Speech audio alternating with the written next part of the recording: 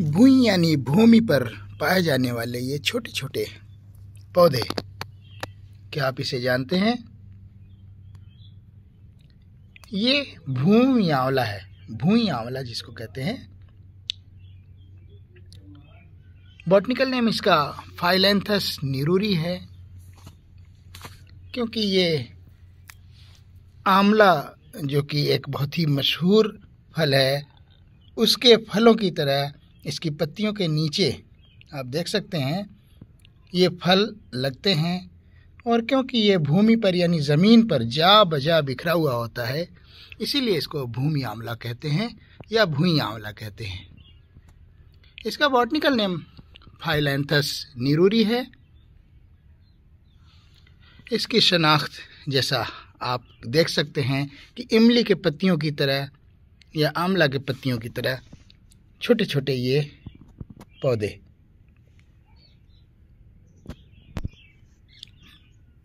फाइलैंथस जो कि इसका जेनस है, इसकी मीनिंग होती है लीफ फ्लावर।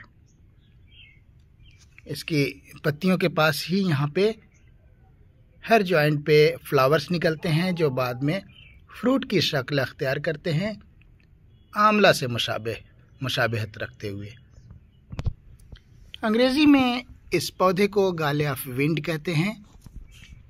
शैंका पेड्रा या शैंके पेरे, जिसके मीनिंग है स्टोन ब्रेकर, क्योंकि ये स्टोन को, पत्थरियों को तोड़ता है, इसलिए ये नाम रखा गया।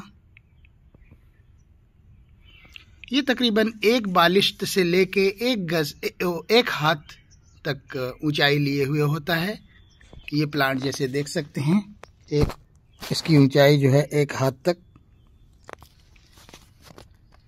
है। बंगाली ज़बान में इसे भुई आंवला, पंजाबी ज़बान में पाताल आंवला कहते हैं, मराठी में भुई आंवला कहलाता है, तेलुगु ज़बान में नील वोसरी, हिंदी में भुई आंवला, भूमि आंवला, भूमि अमलकी, जर आंवला और भूम आमलक वगैरह नामों से जाना जाता है।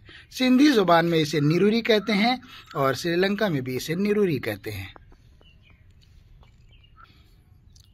चखने पे इसका मज़ा जो है तल्ख होता है और थोड़ा कसैला और हल्का सा शीरीनी होती है, यानी तल्ख है, कसैला है और हल्का शीरी है।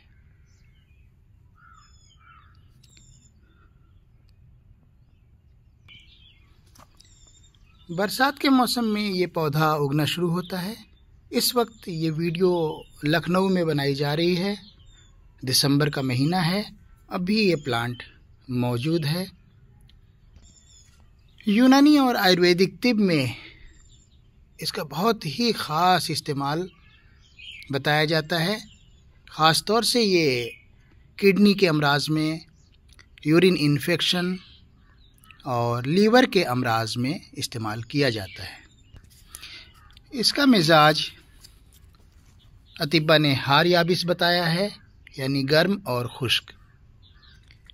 मुख्तलिफ अफ़ाल एक्शन इसके ये हैं: मुसक्किन अलम है, दर्द को दूर करता है, हाबिसे दम है, यानी बहते हुए खून को रोकता है, किसी भी तरीके से खून का बहाव रोकता है, मसलन हेमरेज हो रहा हो या औरतों में माहवारी कसरत से हो रही हो तो ऐसी सूरत में ये ब्लीडिंग को रोकता है।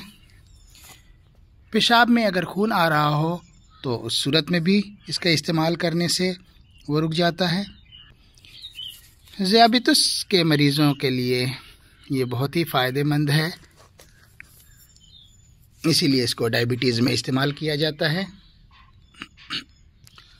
औरतों में लिकोरिया की ज़्यादती और मर्दों में स्पर्मेटोरिया यानी सैलाने मनी, मज़ी या वदी वगैरह की ज़्यादती में इस्तेमाल किया जा सकता है। सुजाक यानी गोनोरिया में इसको बहुत ही मुफीद बताया जाता है, ये इन्फेक्शन को कम कर देता है। जैसा कि इसको लीवर के अमराज में मुफीद बताया जाता है, तो अगर इसका रस इमली और खांड मिलाकर इस्तेमाल किया जाए तो सफ़रा सोख्ता यानी पित्त जो जल जाता है बदन के अंदर, तो उसमें ये बहुत ही मुफीद साबित होता है। लिहाजा एहतराक सफ़रा के नतीजे में होने वाले सरतान यानी कैंसर में ये फ़ायदेमंद साबित हो सकता है। अगर इसका जूस निकालकर छाछ में मिलाकर इस्तेमाल किया जाए तो पेशाब की जलन और मसाने की जलन, इन्फेक्शन वगैरह में मुफीद साबित होता है। ये बहुत ही शिद्दत की प्यास लगी हो तो प्यास को बुझाता है, और इसी तरह ये खांसी में भी फ़ायदेमंद साबित होता है। इसकी ताज़ा जड़ों को हासिल करके दूध के साथ इस्तेमाल करने से यरकान यानी जॉन्डिस को बहुत ही फ़ायदा हासिल होता है। अगर चावल के पानी के साथ इसको इस्तेमाल किया जाए तो औरतों में जो मेंसेस की ज़्यादती होती है, बहुत ज़्यादा ब्लीडिंग होती है, उसको ये रोकता है। इसके जूस को या इसको रगड़कर इसका पेस्ट बना के अगर ज़ख्मों पे लगाया जाए तो ये बहुत ही मुफीद होता है। इसी तरह अगर चोट लग गई हो, सूजन हो गई हो, तो इसका पेस्ट, इसका ज़माद लगाया जा सकता है। नमक के साथ इसको पीसकर अगर ख़ारिश पे लगाया जाए तो दाद बहुत जल्दी मिट जाती है। इसका ओरल इस्तेमाल अगर करना हो तो 3 ग्राम की मिक़दार में किया जा सकता है, क्योंकि ये बादी है, बाद पैदा करता है। लिहाजा इसको अगर ज़ीरा सफ़ेद और शक्कर के साथ इस्तेमाल किया जाए तो इसकी मज़रत में कमी आती है और ये मुफीद साबित हो सकता है। मुख्तलिफ़ कंपाउंड फार्मूलेशंस जैसे च्यवनप्राश, लिव 52 और अर्क के भुई आमला वगैरह में इसका इस्तेमाल किया जाता है।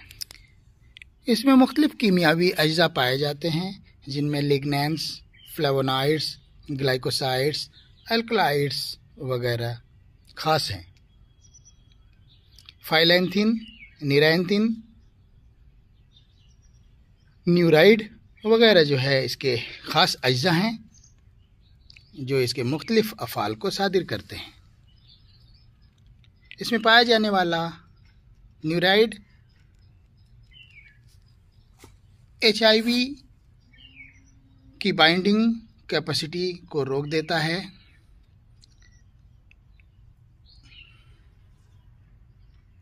इसलिए इसमें मुफीद साबित हो सकता है। हाँ, एक्यूट कंडीशन में, एक्यूट इन्फेक्शन को ये नहीं रोक सकता। इसके अलावा मुख्तलिफ़ स्टडीज़ से इसके एंटी डायबिटिक इफ़ेक्ट का, हेपेटोप्रोटेक्टिव इफ़ेक्ट का और दीगर असरात जो हैं, जो इसके बहुत ही मुफीद बताया गया है, उनमें ये इन अफ़ाल में बेहतर पाया गया।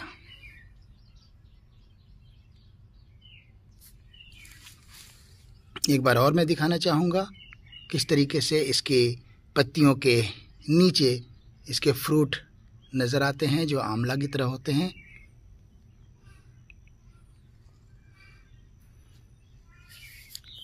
बिखरे होते हैं, ये ज़मीन पे इस तरीके से बिखरे होते हैं।